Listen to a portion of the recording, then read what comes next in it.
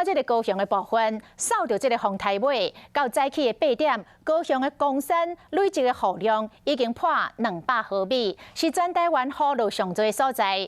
都乡亲，予这个大雨是惊到拢唔敢困，帮这个厝边隔壁来顾眠收眠，都惊这个大水会淹入来厝内。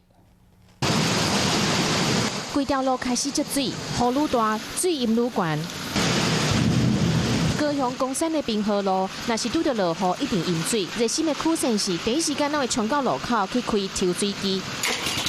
但是雨一入落，就惊讲会做水灾，水会淹入厝内底，所以区县市阁为大家顾暝，甲积水的状况记落来。 扫到风台尾，高雄昨暝就出现大雷雨。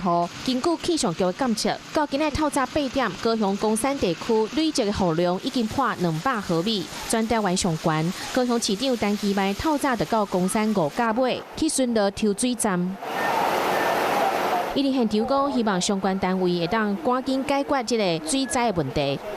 这个滞洪池预定是明年的6月完工，我也特别请我们的水利局的同仁能够提早到明年的4月汛期来之前就能够加速的完工。就任第3天，就予大雷雨来考验。但期班虽然讲是有请雨满，但是嘛是共款压甲淡糊糊。市民即马目睭闭金金，拢咧看伊如何改变高雄。